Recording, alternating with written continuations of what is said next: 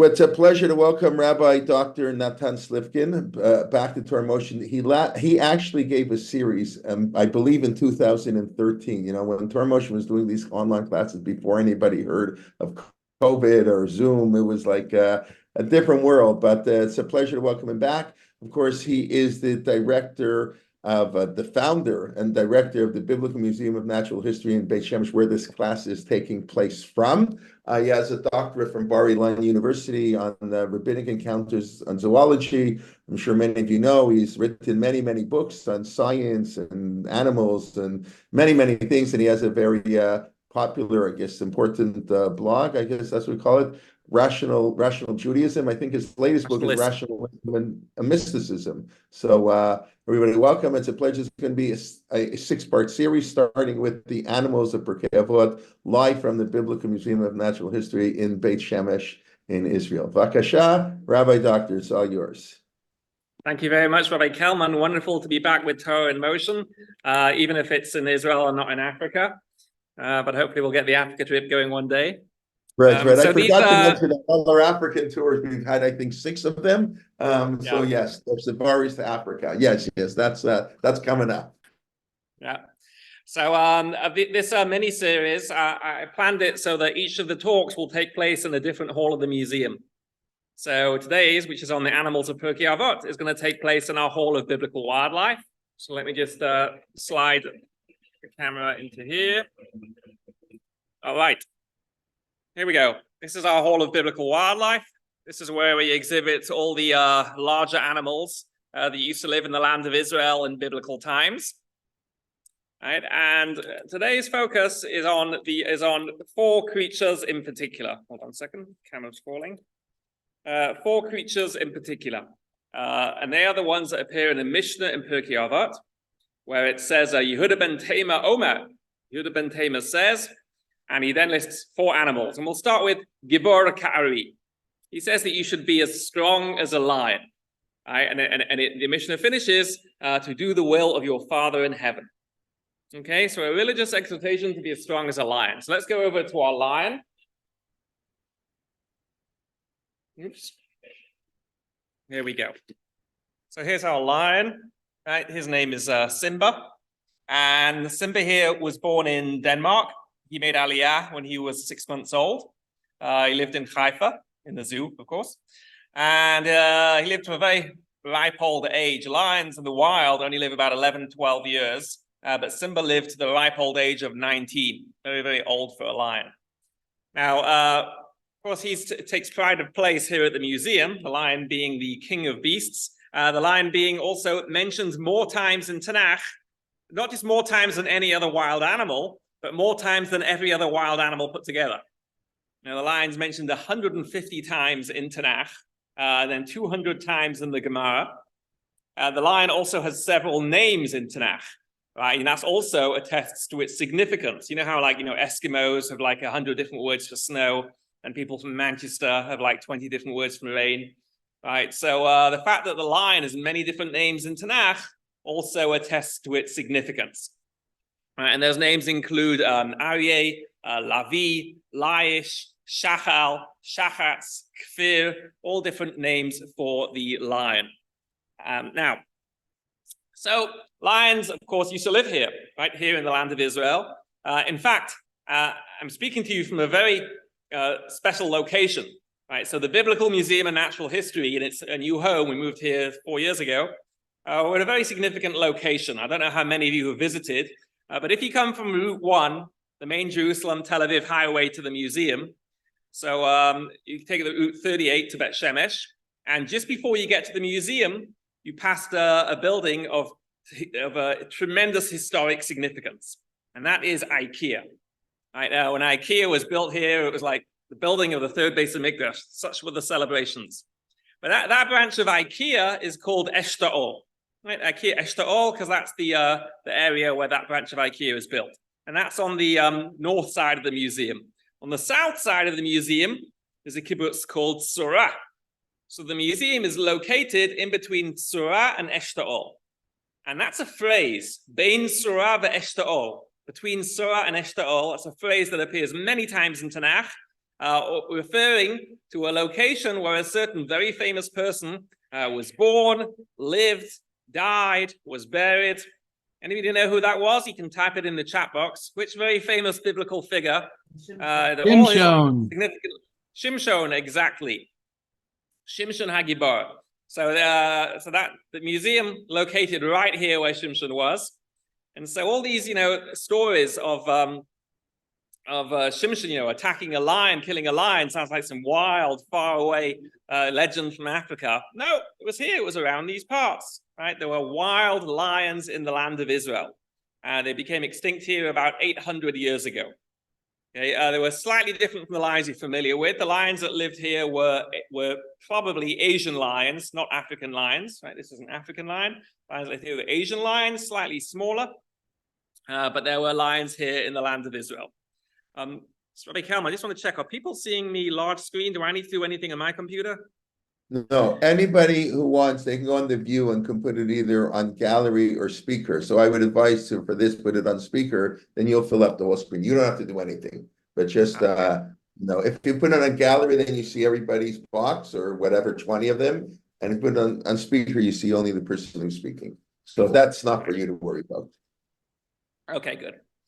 All right, so moving on with the lion. So the lion, as we said, mentioned many times in Tanakh, very significant, and it also symbolizes certain concepts. What character trait do the lion symbolize? So some visitors say courage, and the answer is no, that's in the Wizard of Oz, right? Not in the Torah. In the Torah, the lion symbolizes two concepts. One is Gevura, right, kingship, because it's the king of beasts, right, the top predator in the land of Israel, and therefore, it became the symbol, the symbol for kingship. Yehuda, Gur Aryeh Yehuda, right? Judah is a young lion. Interestingly, why does it describe Yehuda as a young lion? Why not an adult lion? So one explanation is because Yehuda wasn't the culmination of the kingship. The culmination of the kingship was later with David HaMelech. Yehuda was the young lion, and David became the full king. And of course, the lion then therefore became the symbol of Yerushalayim, and even today, right, the lion is the symbol of Yerushalayim. The Beis HaMikdash is symbolized as being a lion. Beis HaMikdash is called Ariel, right? Come on, you got a son called Ariel, don't you? Right, Ariel, right, Lion of God. So the lion has all this symbolism to do with royalty. But another interesting thing about the lion, while we're on lions, is all the descriptions of lions in Tanakh, which talk about them, attacking and being dangerous, talk about male lions, right? Now, the problem is, as we all know, that's not what happens, right? It's the female lions, the lionesses who do all the hunting. The male lions are just sleeping all the time, and it's the women who do all the work. They go around and they chase down their prey in the savannah. So why, when the Torah speaks about lions hunting, does it always speak about the male lion? So I was confused by this, and this was many years ago. I was working on this topic, and I was trying to understand it, and then, I gave up. So I switched windows on my computer and decided to read the science news, and I saw a science report about a new discovery about lions, which this was amazing. I'm not so mystically inclined, but this was so providential, really answered this point. It turns out that all the studies about how lions hunt were done in places where it's easy to watch lions hunting. Where's it easy to watch lions hunting? Kenya, right? They're the open reserves of Africa. And in these open reserves, you see lionesses running and chasing down their prey. But then they did new studies with superior technology and tracking devices and so on. And they found out that that's only where lions live in open country. But in closed country, in thickets and forests, then it's a completely different technique of hunting. There it's the male lions who hunt, and they hunt via lying in ambush. See, male lions are much bigger and stronger than lionesses, but they're not as fast. All that strength compromises their speed. So in places where you need to chase down your prey, it's the lionesses that do the hunting. But otherwise, the lion is the hunter, and that's what happens in the style of hunting used in forest habitat, where the male lion lies in wait and then bursts out to catch his prey. Now, what was the land of Israel? So land of Israel now seems to be open areas like the savannas of Kenya, but that's only now. In biblical times, the country was much more heavily forested. So that's why the lion hunting that took place in Israel in biblical times would have been the male lions, surprising their prey from an ambush attack. Okay, now we mentioned one of the character traits of the lion is royalty, but there's another character trait of the lion, and that is gevura, strength. Right, and that's the Mishnah that we're quoting in Pery Aot when it says Gibor Ka'ari, be as strong as a lion. Now, what does that mean? What's the Mishnah telling us? So simply speaking, it's obviously because the lion, is a very, big, strong animal, right? Weighs up to 500 pounds, right at the top of the food chain, right? But the issue is if it's talking about brute physical strength, so why does the Mishnah say that we should be as powerful as a lion? What does that mean? We should, build our muscles, be physically strong, lift weights. What does it mean? So I'd like to suggest that perhaps it's alluding to a very unusual aspect of lions. Can anyone tell me what is the term for a group of lions? Pride. Pride, correct. Right? Different groups of animals have different names, right? You have a murder of crows, a journey of giraffes, right? A pod of whales, a school of fish, and it's a pride of lions, right? Now, what's the technical term for a group of tigers? A disaster, a bloodbath. Right? You don't have a group of tigers, they'd kill each other. See, big cats are carnivores. It means they're aggressive by nature, which means they can't even get along well with each other. So in the wild, you'll find that tigers, leopards, jaguars, cheetahs, lynxes, cougars, right? They all live alone. Of all the big cats, it's only the lion which is somehow able to control its aggression and live in groups. Right, in large family groups, and together in these large family groups, they hunt down their prey, right? And that's, of course, the famous saying: "The family that prays together stays together." Right. So, what does the Mishnah tell us elsewhere? Ezehu Gibor, who is powerful? Hakovesh et Yitzro, the one that controls, that subdues his inclination. That is the real power of the lion. It's not the lion's raw physical strength. It's its ability to overcome that in the presence of other lions, right? It's the internal strength of the lion. But I think it's a beautiful insight in what this Mishnah means when it tells us to be as powerful as a lion. We're going to move on from Simba here. Just while we're talking about lions, I'll just show you another lion that we've got here. This was a very, very, very old lion that someone donated to us. It was stuffed about 100 years ago. Let's see this line here, and you can see how old it is. I mean, he has a beautiful mane, but I'm not sure if you can see, he was, nowadays the technique of stuffing is that you take measurements of the animal, then you skin it, you build a plastic or fiberglass form with the exact specifications of the animal, and you glue the fur back on. But decades ago, before plastic was a thing, they used to stuff it with straw. And that's what they did here, some kind of metal and straw framework. But, over time, over the decades, it started sagging. I don't know if you can see his legs there. It looks like he's wearing pajamas that are a size too big for him. It really started to droop. We call him Captain Saggy Pants. So that's what a very old lion looks like. But now I want to go on to another animal.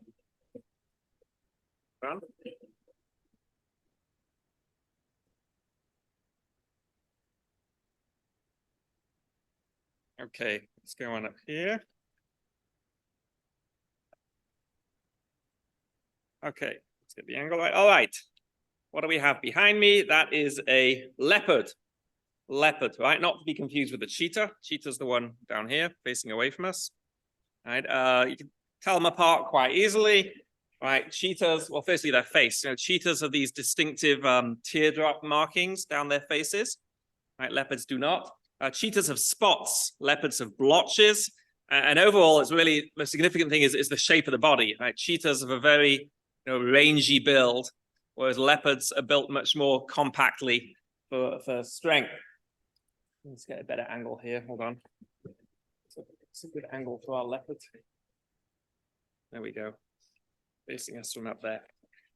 Okay, now we mentioned about how obviously it's a given that the animals of Tanakh are the animals from the place where Tanakh happens, where Tanakh takes place, right? The land of Israel, the biblical lands. And leopards used to live here in the land of Israel, just like lions, except whereas lions all died out here about 800 years ago, leopards were here till very recently. Within the last 20 years, there were still wild leopards living in the land of Israel. Right, the last ones were in the Judean desert, the En Gedi. In fact, the very last ones, what happened, there was a problem. They were breaking into En Gedi and stealing people's dogs and cats. And there was an understandable fear that they might steal a child. So the leopards from En Gedi were removed, and those appear to have been the last wild leopards in the land of Israel.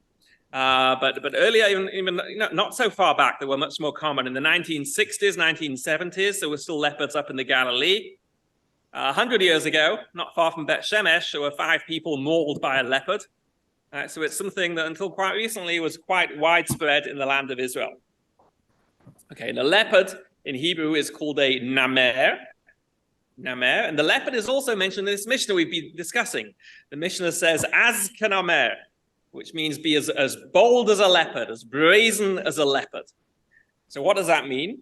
So what's explained is that leopards, are not as big or as strong as a lion or a bear, but pound for pound, right, for their size, they're the most ferocious. They're not intimidated by anything. Now, I once saw an amazing video of baboons. Baboons are very, very powerful animals, and I saw baboons chasing off a cheetah, but then one leopard came, and this one leopard stood down against this entire troop of baboons. So leopards they're not intimidated by anything. And when the Mishnah says, as kanamer, it's telling us, likewise, we should not be intimidated by anything, right? When people it's a specific example discussed in the Torah, and the halakha with the Torah talks about people persecuting you, mocking you for doing God's will. I guess a contemporary example would be if you're on like an Ivy League campus, right? Do not be intimidated by those who are mocking or persecuting you. And that's what we're told to learn from a leopard. While we're on leopards, I just want to mention the leopards also feature significantly, well, so do lions, in the book of Daniel. The prophet Daniel has a dream in which he sees different animals, each of which represent the different kingdoms that have oppressed us. And he sees a lion, and that represents Babylon. And then later he sees a leopard, and that represents ancient Greece. And there, it's the idea of the aggression, the speed with which Alexander the Great took over the ancient world. That's something that symbolizes that this ferocity, symbolized by the leopard, this utterly ferocious, brazen animal. Okay, so we've had the leopard. Now we're going to move on to another animal. Hold on.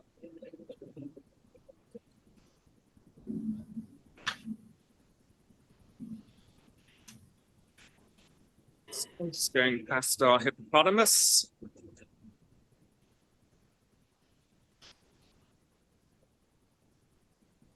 Okay, so now we're going to go on to the tzvi. What is a tzvi? Can anyone write it in the chat box? What's a tzvi? Deer. Swift. Tzvi is a Deer. deer, a hirsch, right? Tzvi is a deer. Wrong. Tzvi is not a deer. How do I know?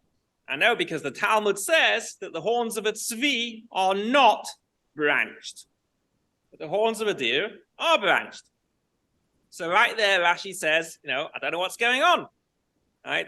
A hirsch, a deer, they do have branched horns. So Rashi says it must be that what we call a tzvi is not really the tzvi. So what is really the tzvi, as somebody wrote in the comments? The tzvi is the gazelle. Right, the gazelle is very, very beautiful animal here. Right, extremely beautiful. I think that's why it appears in Shir Hashirim as a symbol of love, because it's such a spectacularly beautiful, graceful animal. That is the tzvi. Okay, so then we have a question. Now, if the tzvi is really the gazelle, so why does everyone always identify tzvi as deer? So the answer is we tell our visitors, we start with the question, and we ask them, when Israelis go to America for the first time, what are Israelis most excited to see in America apart from Target? And the answer is Squirrels.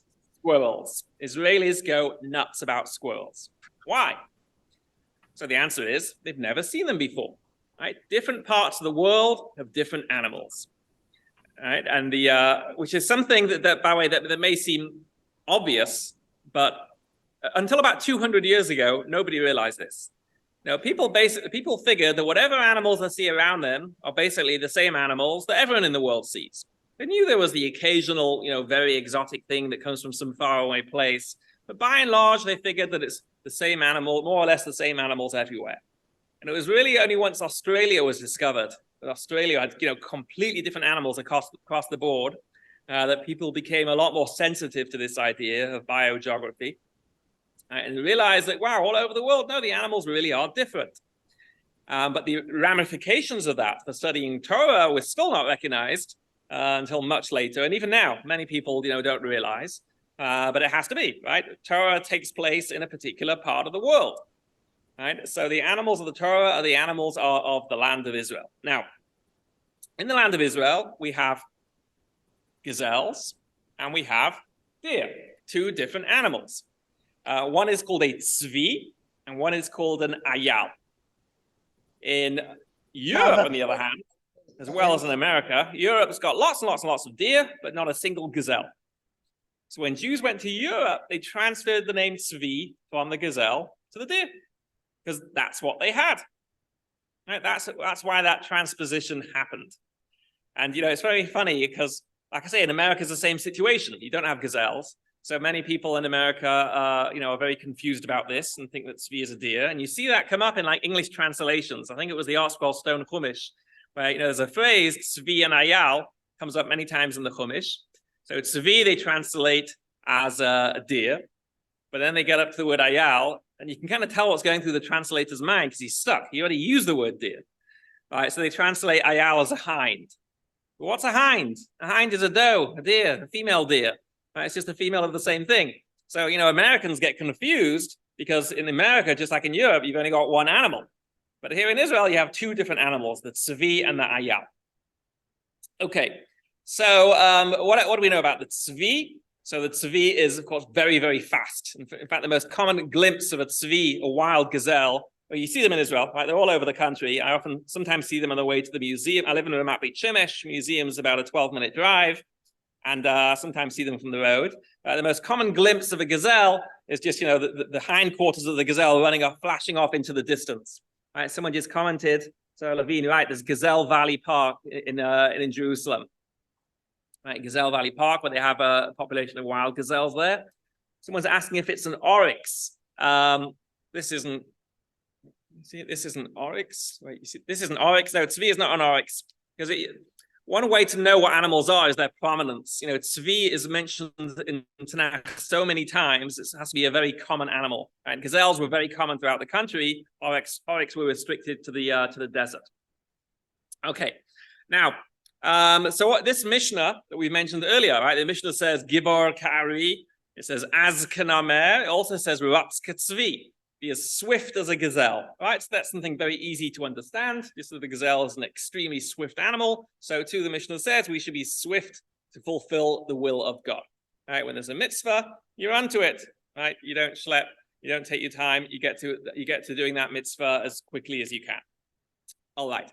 And there's one more animal mentioned in the Mishnah, and that is the Nesha, the king of birds. What, Al Kanfei Nesharim, right? God brought us out of Egypt, Al Kanfei Nesharim. So what is a Nesha? So let me just go back, hold on to the comments here. Sorry, just somebody wrote a comment here. How did the traditional Mefarshim explain the Ayal? I have to check that, but they were confused again. So Rashi, by the way, Rashi thought, they didn't know about gazelles. Rashi knew that tzvi wasn't a deer, so he figured that maybe it's an ibex. That's what Rashi says, a steinbock, which is an ibex. But ibex is a different animal, it's the yael. Basically, the Mefarshim living in Europe were stuck. Okay, Nesha. So Nesha, I see in the comments, some people know the right answer. I should say, what's the most common translation for Nesha? The most common translation for Nesha is the eagle. Eagle's wings, right? Now, the problem is that there are verses in Tanakh which describe the Nesha as being bald. Are eagles bald? No, they are not. Even the American bald eagle, lovely head of hair. Wish I had as much hair as a bald eagle. This has white feathers in its head. In fact, originally it was called a baldy-headed eagle. Baldy, B-A-L-D-E, was an Old English word meaning white. It was the white-headed eagle. Right? Over time, that name got shortened to be bald eagle, but they're not bald. And also, they don't live anywhere near here, so the Torah wouldn't be referring to them. All right, so what is the Nesha? It is the Griffin Vulture. Let's take a look at our Griffin Vultures. There we go. We have, these are our two Griffin Vultures above there. You can see them. Right, they have very high ceilings here, so they're pretty high up. I'm not sure if you can tell the size of them, but they're enormous. Right, they've got a wingspan. Their wingspan can be up to 8 or 9 feet. Hold on, that light's in the way. There we go. So here are Griffin Vultures, and the Griffin Vulture still lives in Israel. Unfortunately, much more rare than it used to be. Henry Tristram, who explored the land of Israel in the 19th century, said that wherever he walked around, he could always see vultures in the air. Now there's less than 200 left. There's a bunch of them in the desert down south. There used to be some in Gamla. Gamla in the Golan was a very famous place for looking at vultures, the Griffin vultures. Unfortunately, they were poisoned. What happens is that there's farmers there who don't like their sheep being stolen by wolves and whatever, so they illegally leave out poisoned carcasses for the wolves. But the vultures end up eating the carcasses and die, and that's where actually these vultures came from. These were vultures that were poisoned in the Golan. So I don't think there's any left in Gamla. I believe there are still a few in the Carmel near Haifa, but most of Israel's surviving population is in the desert in the south. And the Griffin Vulture, it deserves the title, the King of Birds, right? It's gigantic, right? And it's also the Lord of the Air. It's the highest flying bird in the world.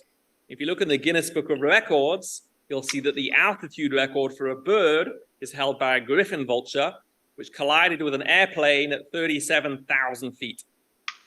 Right? And they have special modifications to their lungs that enable them to breathe at that altitude. And what they're doing at that, what are they doing so high? They're looking for other birds that are circling over carcasses.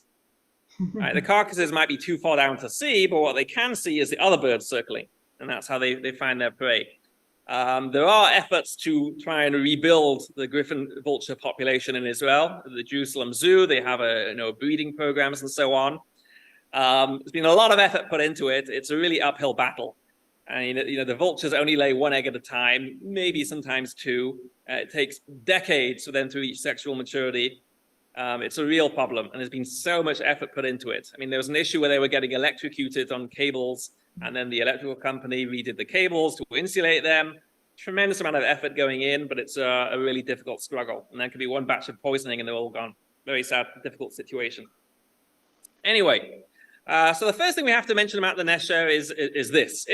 Since the Nesha, is clearly the Griffin Vulture, right? Plus in Tanakh, it's described as a bird that feeds on carrion, right, on dead animals. That's another way you know that it's a vulture and not an eagle. Eagles usually take live prey. By the way, I have to share with you the story of the Griffin Vulture who was getting too old to fly south for the winter. So we decided to go by plane. So we took some dead antelope as food for the journey. As he's checking at the airports with the check-in desk, they look at the dead antelope and they say, "Sir, are you planning on checking those in as luggage?" He says, "No, it's carry-on." No, but seriously, folks. So if the Nesha is the Griffin Vulture, so the question is, why is it always translated as eagle? And what's the answer? Who can tell me? Cultural association. That's a secondary reason. What's the primary reason? Well, what was the reason why the tzvi is translated as the deer? Right, tzvi was translated as the deer because there were no gazelles in Europe. There were no vultures. Right? There were no vultures. So there are vultures in Europe, but only in Spain.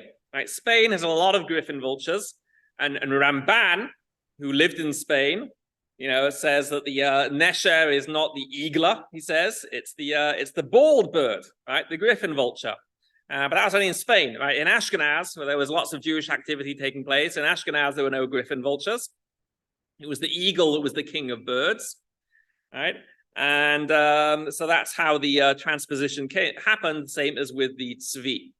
Someone pointed out, so the highest flying bird in the world is the Griffin Vulture, native to the land of Israel, which has the lowest point in the world, right? The Dead Sea.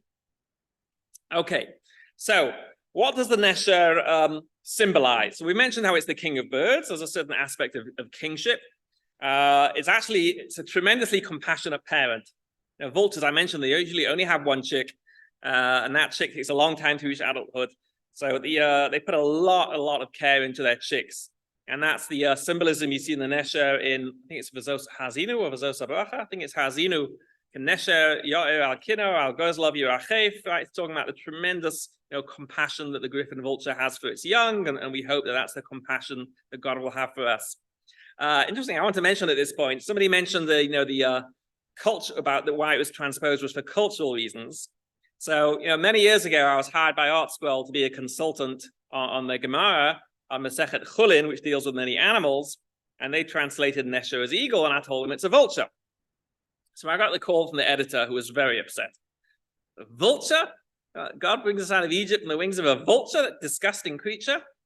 And what I realized is that, excuse me, slide. What I realized is that, animals have cultural significance.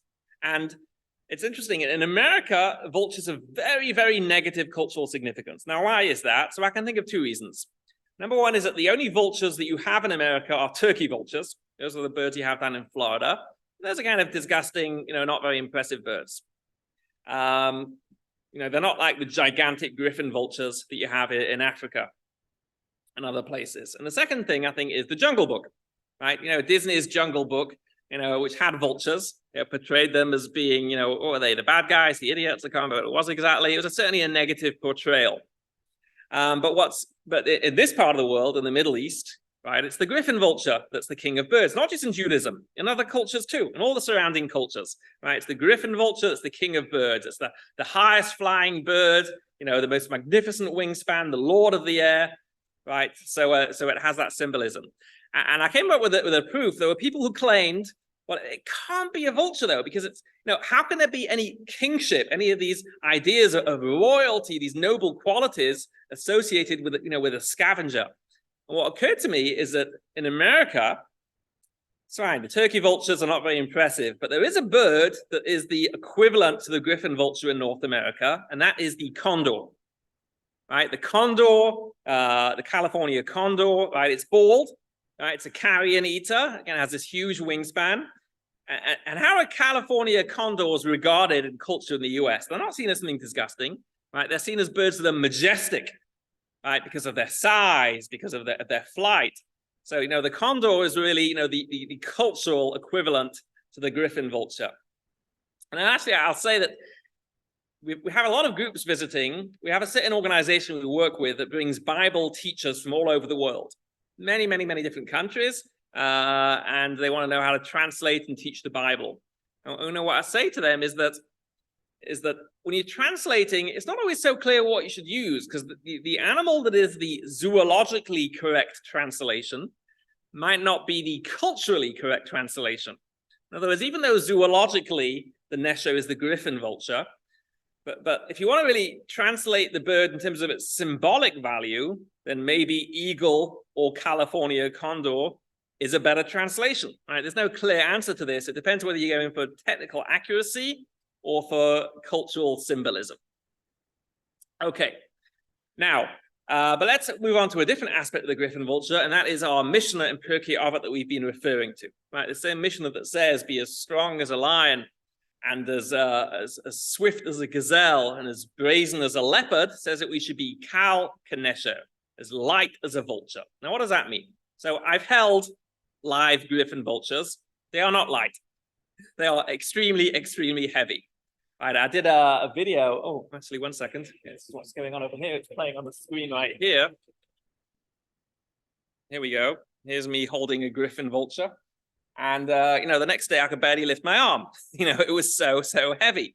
So if you're going to talk about being light as a bird, why would you pick the bird, which is one of the heaviest of all the birds? So the answer is that kal k'nesher does not have to do with how much the bird weighs. It has to do with how much it flies. Now, Griffin vultures, as I've mentioned, only live in hot countries. And they live in areas where it's very rocky. And what happens? You get hot thermals of air rising up over the rock. And these Griffin vultures have this tremendously broad wingspan. And they perch on high places and cliffs. Therefore, what they do is they jump off, spread their wings, and they just soar up on their thermals. And that's how these tremendous altitudes that Griffin vultures reach They don't even have to flap their wings to get there. They're just, majestically soaring up. So when the Mishnah says that we should be as light as a Nesha to serve God, what it means is just as the vulture rises up, effortlessly, not with a huffing and puffing and moaning and, flapping its wings laboriously like other birds have to do. So too, that's how we should rise up to serve God, with a spring in our step. When we're going to help somebody, there's no kvetching or moaning. No, sure, it's a pleasure, no problem. Right? That is air of ease. Hold on a second. The battery in my camera just died, so I'm just gonna have to switch cameras to the hold on. 1 second, what just happened? Why isn't that camera not operating? Can you see me? No. No, Oh. No? No. No. No. It's showing that the camera's. Oh, I see why. Hold on. All right, how about now? Yes. Yes. yes, See me, but probably in less good quality than before. Okay. All right. So now we can understand what Kalkanesha, means. Right, rising up effortlessly, just like the Griffin Vulture with its tremendous wingspan, and given the thermals where it lives, rises up effortlessly. So in order to understand what Kalkanesha means, we have to know what a Nesha is, and what a Nesha does. And that's the kind of thing which was so, self-evident to people in antiquity, where there were Griffin vultures circling overhead all the time. But nowadays, most people don't know what the bird is, and certainly, not sensitive to what the bird does. Okay, now, so that's the Mishnah, which I have up here on the wall. Now, the interesting thing about this Mishnah is that this Mishnah has been illustrated more than anything else in Judaism. Meaning that, let's say you're decorating a shul, designing a shul, or you want to design do a front page for a sefer, for a Hebrew book, or the Aron HaKodesh, whatever it is, and you want to do a picture. You want to illustrate something from the Torah. So there's not many things from the Torah that are so great to illustrate. How are you going to illustrate the 10 Commandments? But this Mishnah is beautiful to illustrate, right? So for hundreds and hundreds of years, people were doing illustrations for this Mishnah. But let's look at what the illustrations are. Okay, in some of them it's a bit difficult to make out. This is from an Aron HaKodesh now in Heichal Shlomo. But let's start off with this one. Hold on, this is a title page for a Vilna Talmud. Right, and it's got the animals of this Mishnah. So we've got the lion, right? But then down below it's a deer, right? It's not a gazelle, it's a deer. As we said, people mistranslate things. And up here is not a Griffin vulture, it's an eagle. And what about the namer? The namer is a tiger. All right, why is the namer a tiger? Let's look at another one up here. There we go. This picture. So once again, the lion's correct. But the tzvi is a deer, not a gazelle. The Nesha is a bald eagle, right, with a white head. Let's make sure. Can you see it? Can everyone see it? Yeah. And again, the namer is a tiger. All right. Here's another one, a contemporary picture. Again, it's only the lion they get right. It's a bald eagle, a deer, and a tiger. All right. And this is, all of them from so many different. Here's a Rosh Hashanah card from the early 20th century from the US. You got the US flag there. Again, a deer, a bald eagle. At least they got the leopard right on this one. Right? And so what are we seeing in all these pictures? What we're seeing is the result of Jews traveling to different places, being exiled around the world, and transposing whatever they're familiar with, the original animals. Right? So they didn't have any gazelles, so that became a deer. They didn't have any Griffin vulture, so that became an eagle. They didn't have any leopards, so they knew it was some kind of exotic big cat, and the only kind of exotic big cat that was known in Europe was a tiger. So that's how that often became a tiger. And even in Ivrit, by the way, that's why many Israelis will say that namer is a tiger, even though it's actually a leopard. And I found something very interesting. Here's a kiddie's book. I just want to mention, by the way, that this exhibit here, our Pery Aot exhibit, was dedicated by my friend Dr. Stephen Weiss from Los Angeles, and he's collected. I think he has the world's largest library of commentaries from Pery Aot, and that's why he was able to get me these amazing pictures. We have many more of them too, showing how it was illustrated. But then I also got this book, Yossi and Nussi's Trip to the Zoo. Okay, a Feldheim book. learning good middos from animals through Pery Aot. Okay, so Yossi and Nussi go to the zoo here. There we go. They're looking at all the animals, and their father is telling them, look, we've got to learn from these animals, you know, their characteristics. You know, what can they teach us? So they start with a leopard. There we go. And Yossi and Nussi look up at the sign, and what do they learn? Not the largest wild cat, but leopards don't fear animals so big, even when they come near. Right. So he learned that from that we to learn from a leopard, right, that he's small, but he's proud, he's fearless and bold. We too can be brave as we do what we're told. Okay, very nice. So learning to be as brazen as a leopard. Then, I'm just going to skip. We get to the tzvi, which of course, they have being speaking an American book, they think is a deer. But okay, they learn from the deer to be fast, you know, to do what they need to do. So even though it's not the right animal, at least they're still getting, you know, the right message from it. And they have the lion also, right? Another strange illustration of the lion. They're talking about the power. Okay, it's talking about, and they talk about how we have to be strong internally with our middos, with our personalities. Okay, very nice, they got it right. But let's take a look at the Nesha. So here they've got the eagle, of course. They didn't know what a Nesha was. So they go to look at the eagle, and we have here a lovely, you know, American bald eagle. And what do they say? They're learning about it. The eagles are good parents. And what do we learn from that? That to be gentle. That the eagle is a gentle parent, and we learn from that that we need to be gentle. Kal Kanesha. Now, Kal does not mean gentle. It doesn't mean that. Kal means light. Right? We can see the people who made this book, they had just no idea how to translate that in terms of an eagle, because eagles are not light. They're very, very heavy birds. So they see again this great example about how, you know, in order to know what the Mishnah is telling us, you've got to know what the bird is, and therefore what the bird does. But people, you know, in America and Europe, you know, you're handicapped that way because you're getting the bird wrong to begin with. So how are you going to even know what the bird does? That's an interesting illustration of that. Now, used to be, I mean, this museum is 10 years old, 6 years now old location, 4 years now new location. This Pery Aot became a big theme in the new location. And it used to be the angle, you know, I train the guides. I don't normally give the tours, but we have guides. And the angle I trained them with was this exhibit to show this idea about why were the identities of the animals lost? You know, because Jews moved to different parts of the world. Right? And it's showing the significance of how now, this is the big message here, that biblical natural history, you know, it's the history of the Jewish people. Right? It's a consequence of the exile that we lost familiarity with all these animals, you know, of Tanakh, of the Torah. But now that we're back in our homeland, we can regain familiarity with these animals. Right? You know, people made mistakes as to what these animals are, but now we can get it right, right? Because now we're back in our homeland and we can really reconnect with these animals.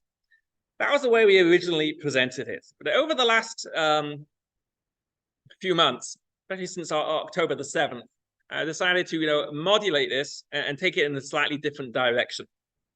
Not in terms of what people got wrong, but in terms of what people were talking about. Because as we know, apart from the, you know, the horrific events that occurred in Israel on October 7th and following, but there's also simultaneously this worldwide, you know, outpouring of hatred against Israel, against Jews. And that's and the way that's manifest, certainly when people are using academic or pseudo-academic terms, is to talk about colonial settlers. Right? That basically, we don't have any place in the land of Israel. We stole it.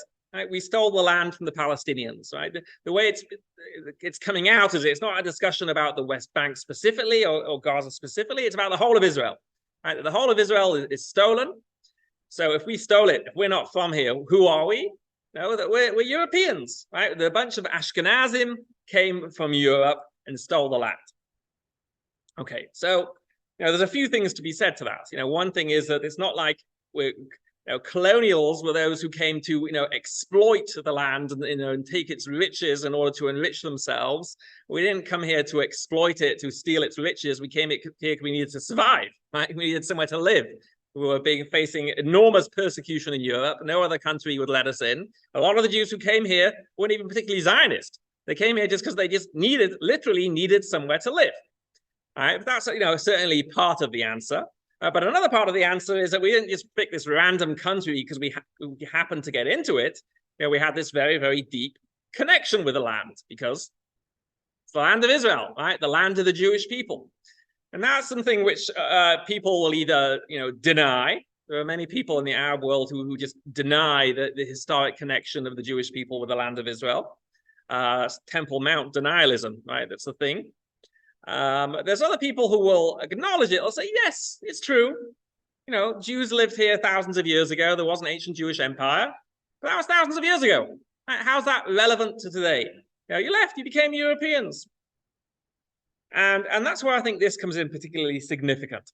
Because, yes, of course, we can prove that we used to live here with archaeology. But in terms of the ongoing connection, animals are a very fascinating part of this. I want to show you something. Hold on, we can move the camera into a different room for this.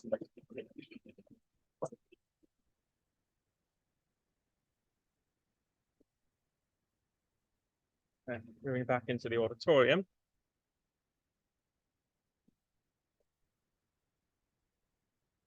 Okay, behind me. So let me see if I can get a better view here.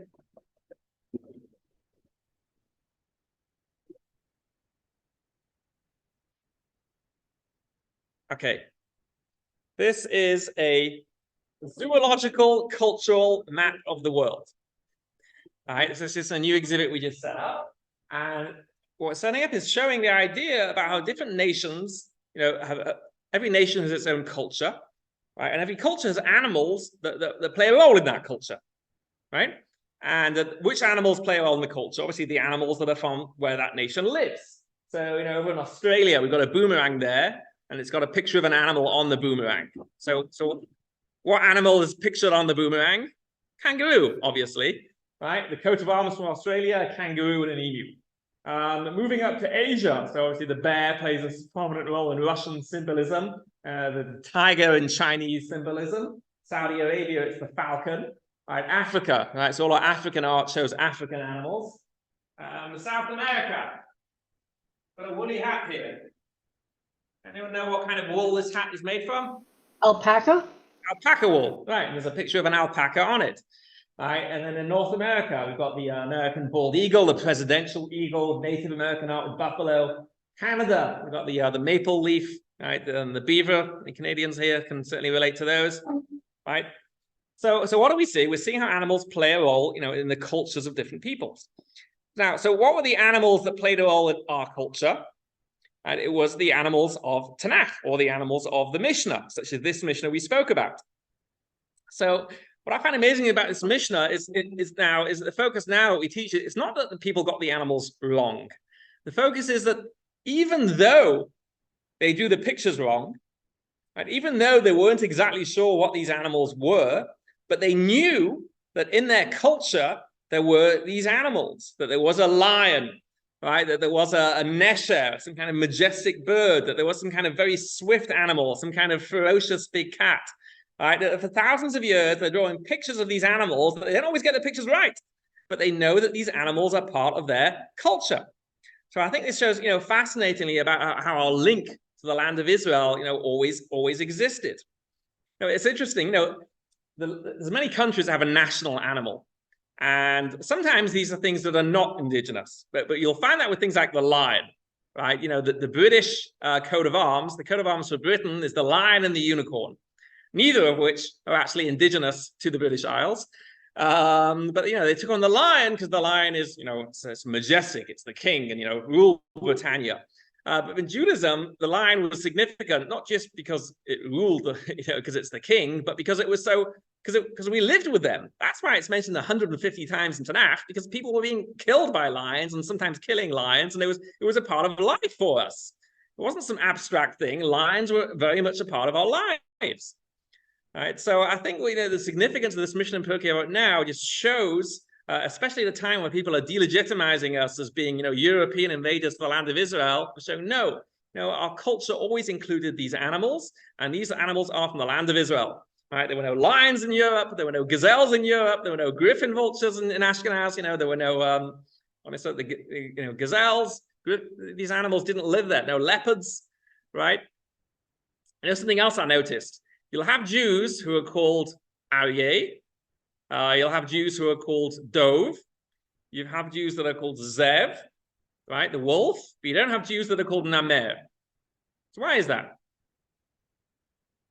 So I think this custom, I think it was copied from non-Jews, and non-Jews would use animals that they were familiar with. There were lots of bears and wolves in Europe. Lions, everybody knew about because it's the king of beasts. But leopards, who knew about leopards in Europe? They didn't know about leopards. So I think that's why nobody became Namer, right? Or Nesha, right? People got the name Adler, And eagle. Benjamin was Ev. Right. It's very interesting. My father was Dov Aryeh. Right. So these are animals they knew about in Europe, right? But they did not know about leopards or griffin vultures. So I hope this has been interesting for you, showing how these animals were all they played and the way that they really, point to our connection to the land of Israel. Any questions? I should mention also that a lot of these things I discussed, I have a book, the Torah Encyclopedia of the Animal Kingdom, which goes through all the references in the Bible, in Tanakh, and in the Talmud, and the Midrash to wild animals, with a big mix of modern zoology also, and beautiful photos. Do not buy it from Amazon. Please do not buy it from Amazon. Instead, please buy it from the museum website, which I'm typing in here to the chat box, biblicalnaturalhistory.org. Is it not? Sorry, 1 second. You send it to everyone in meeting. There we go, biblicalnaturalhistory.org. If you click on that and go to our shop, you can see the Torah Encyclopedia of the Animal Kingdom. Yeah, it's very interesting when it's in the story of the bringing back the Jews from Yemenite. It's written "Abeti otchem al kanfei nesharim," and it's very interesting why. Right, and you do see, by the way, that Jews in other countries, non-Europe, were familiar with some of these animals, right? North African Jews, they knew what a tzvi was because they had a tzvi, right? So, some of these animals were familiar, depending on which part of the world people lived in.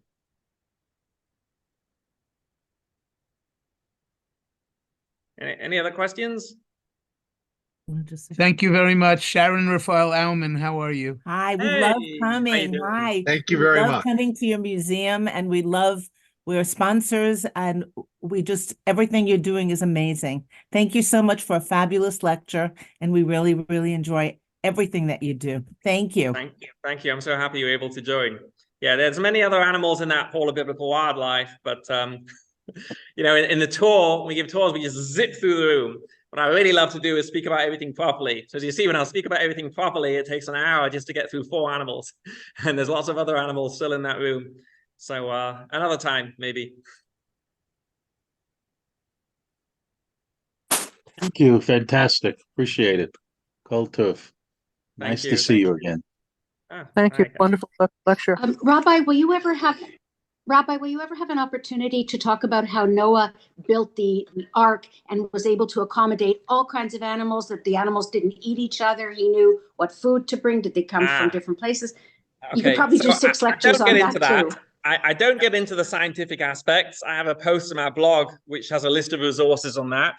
What we do have at the museum is the world's most magnificent collection of models of Noah's Ark from all over the world. Okay, take a look at that. Here we go. Behind me is one of the display cabinets. Over 100 artistic representations of models of Noah's Ark. And, probably towards Parashat Noah, I think we'll do a Zoom where I explain the significance of that exhibit. It's a new exhibit at the museum. Oh. It's very, very beautiful. Good. Hi. Rabbi, question to you. How did Noah knew about the Chayot HaTehorot, Behemot HaTehorot? How did he know? So it seems that the idea of being kosher predates the Torah. It's an interesting question. I can't go into that now. I do have it. It does seem that the idea of animals being kosher comes even before the Torah. Mr. Yellin, we cannot hear anything. We hear you. Wait 1 second, let me mute. Perfect. Okay. Very good. 1 second. Yaakov, Yellin, could you mute your microphone? Okay. Yeah, okay. So I read your email very quickly. To be able to, you mute it. Okay. Very good. Mr. Gottlieb, I muted him. Nieli, As the please. host, you can mute everybody. Oh, yeah. And I just found that people out. Yeah, I can just unmute. realized that. Okay. So thank you very much. I hope you'll join me next week for the next class in this series. Yeah. Rabbi, when you talked about a certain animal earlier in the lecture being going extinct about 900 years ago, I don't know if remember it was a leopard. So that wasn't, pardon, the lion. Yeah. That wasn't under Jewish stewardship.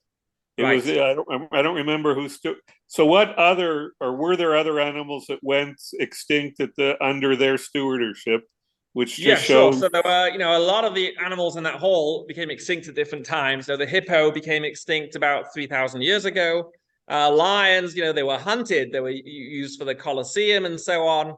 So lions disappeared about 800 years ago. A lot of the other animals that disappeared, like bears, 800 years ago, and crocodiles, that was in the 19th or early 20th century. So under the Ottomans. Yeah, but then that was because guns were invented, and the Druze, the Bedouin were very into hunting, and there were also the German Templars here, right? The German colony. That's after the German Templars, and they loved hunting. So that's why it was at the turn of the 20th But century. 900 years ago wasn't 900 years ago wasn't animals for the Colosseum. If it went extinct, it was for other reasons that it went extinct. But not lions. Again, there was a lot of Colosseum. deforestation here, and there was action, and people hunted lions wherever they could. I have a question. For a technical note for the next lecture, please. Yeah. The depth of your camera is very sharp on you, but because you're so close to the camera, the depth of field of your camera is not sufficient to make what you show in the background sharp. So in particular, for example, the leopard was not a sharp image. And similarly, up on the ceiling, it's difficult to do. I'll check on that. So I think actually that's because this camera, I think I accidentally activated a mode that deliberately blurs the background. So I'll check into that for next time. The background is not deliberately blurred. The background is just not sufficiently in focus because you don't have enough depth of field. I don't know what the quality of the camera is. Okay, I used to be a photographer, so I'll I see know if I can about tinker that. with that for next time. Okay, I'm also a Yellet Packhouse's grandfather. Ah, very nice. One of our treasured volunteers. And Yehuda's, of course. Wonderful, wonderful. I have a question, please. Yes. Will this video or a transcript be available after? I have no idea. Yes, that's Rabbi Kalman about that. The video is always available afterwards. The video, it takes maybe a day or 2 or 3, I don't know. But the video is always posted onto the Torah in Motion website, and it's possible to get access to it. And as you see, his wife has put up, yes, videos will be posted, etc. Okay. You have the link. You have the link to the book. How to get the book again? Yes, I'll type it again. It's biblicalnaturalhistory.org. Yeah, I'm typing it in again to the chat box. Oops. Biblicalnaturalhistory.org. 1 second. Org. Oh, hold on. Send to every meeting. Okay. Oh, there it is. Thank you. That'll take you to the museum website, and you go to our shop, and that's where you can get the book. Okay, we also have a mailing list on the website, on the museum website. You can sign up for there also. Yeah. Oh. Many thanks. And or you can always just search on the internet for Biblical Museum of Natural History. Okay, so I'm going to sign out here. I'm happy that you could all join me. Look behind me, there's a leopard skin. See that? Although actually, when we test kids and visitors, we say, what's that skin? On more than one occasion, kid says flying squirrel. But no, it is a leopard. All right, I'm going to say goodbye, and I look forward to seeing you next week.